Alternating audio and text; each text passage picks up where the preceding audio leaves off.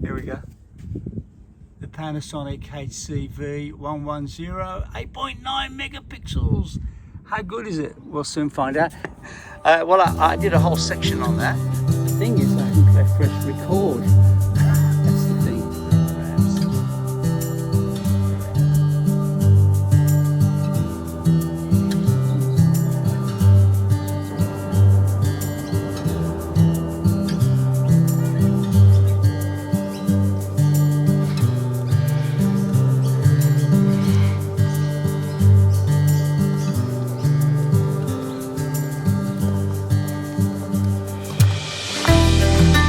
I'm filming this with a 13-year-old 8.9 megapixel Panasonic Full HD HC-V110, and it's only 8.9 megapixels, I think, and that's just for still recording.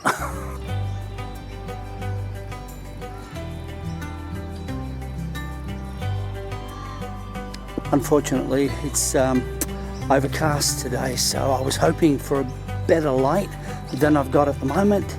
It zooms quite well. Bit digital, I'm assuming.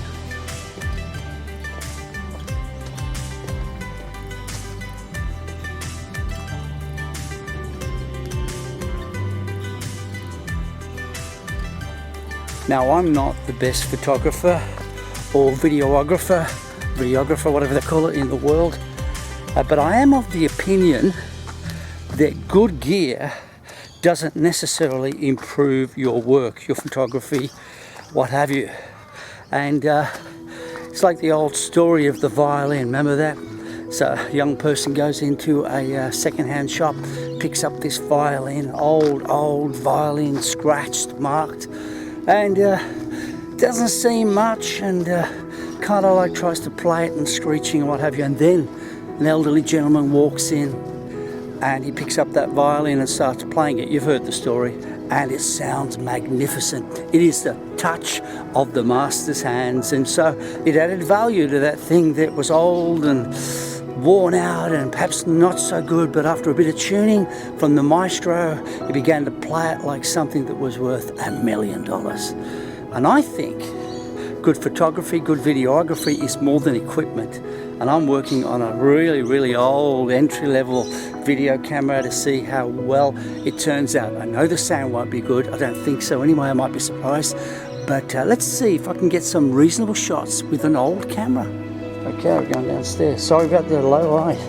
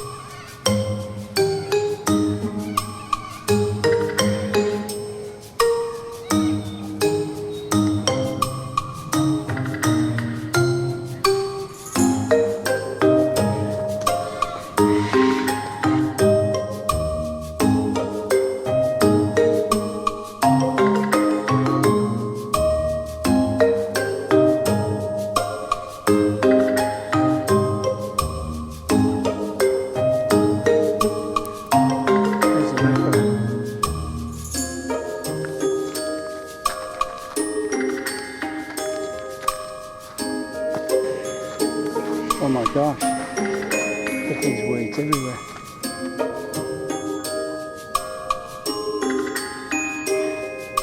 How's the colour? Under the new Como Bridge. I think it looks like it's handling it really well from the screen.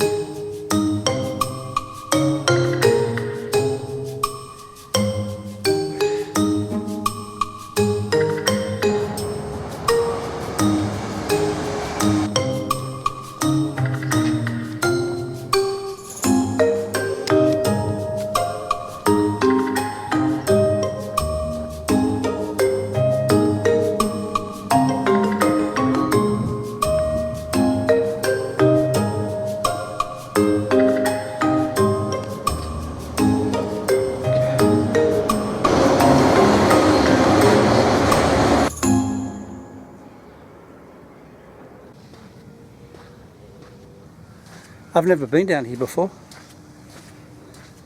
Again, I hope this comes out alright with the low light.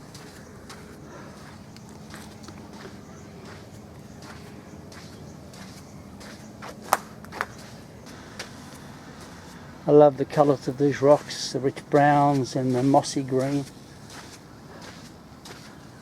Keep moving.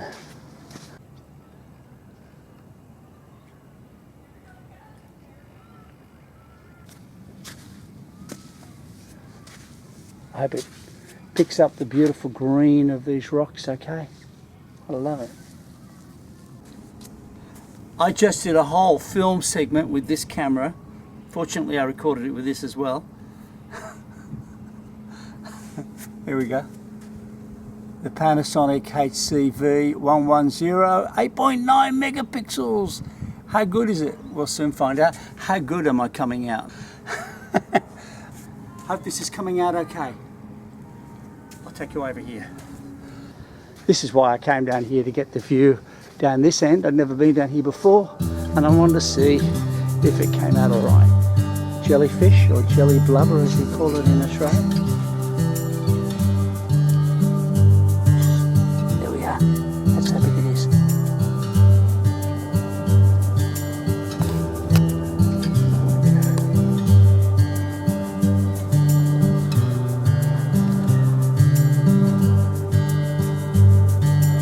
This is where I was, right here.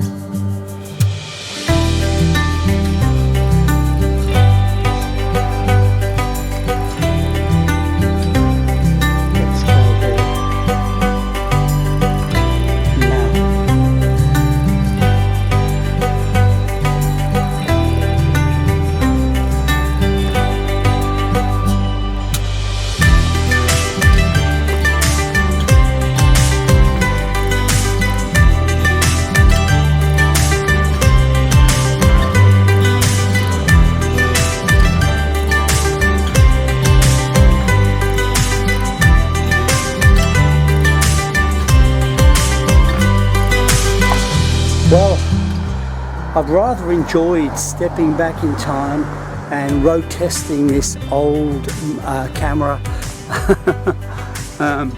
It's not being sponsored by Panasonic. Do they still exist? From memory, these old cameras had their own built-in lens protector. When I first got this camera, I noticed that the lens had no lens cap, lens covering, and then I thought about it for a while and remembered these old cameras had their own built-in lens protectors, which was a great idea. And so I shut it off. Had to clean the lens before I could do that though. Okay, so that was a bit of fun. Road testing this camera, still recording. And after all that time, this thing still has almost half battery life. Look at that there. And 4 hours and 53 minutes left of memory on the 128 megabyte thing, whatever it is.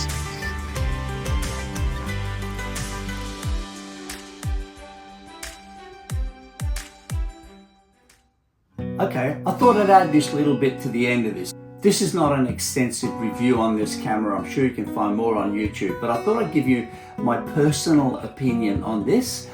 What do I like about this? First of all, it's budget friendly. You'll probably get it now for $100 secondhand on eBay or somewhere like that. It's 1080p, full HD, and in reasonable light. It is very good. To be honest with you, this is better than a smartphone. And you would pay much more money for a smartphone. So if you want to use both, you want something a little bit more pro for good quality 1080p, which, let's be honest, you know, most streaming services, that's the best you get. Of course, if you're watching it on your TV, you can go 4K, of course. But so 1080p is good for most things that you would use a smartphone for. Now here's the one thing that you don't get on most smartphones. This thing is 38 times optical zoom, and that's 72 times intelligent zoom, they call it, so digital zoom. And the quality is quite good. The cons for this thing are it's not great in low light, and that's fine, you can work around that. It doesn't have a flippy screen. It's got a tilt screen, but it doesn't flip. And I find often when you're trying to film low, you just like to tilt the thing up. You can't. You got to get down low or get up high to see the thing. Of course, an image stabilization. If you use this thing on a little mini tripod that's light to carry, you'll get some really stable shots. And that zooms in and zooms out in quite a fluid motion, and it's quite amazing. And you've got, of course, the little inbuilt lens cap, which I think is a practical thing. I don't know why they did away with that. So here it is. Quite an interesting little camera. Is it worth buying? Well, you know, I'm going to hang on to this. I was going to give it to a family member, but I've decided I'm going to hang on to it because there will be situations where I can use this if I'm not requiring 4K, and it will be quite effective. Here's one thing that I missed out. Now, I have in this camera at the moment just a small 32 gigabyte memory card, and I thought you won't get much with that, you know. But I was filming for like an hour and a half, and I still had 4 or 5 hours worth of data, filming data, hours left on that card, and the battery life after about an hour and a half was still 50%. So that's quite brilliant for such a little gadget. So there are my thoughts on this amazing little camera, and I'm going to keep it.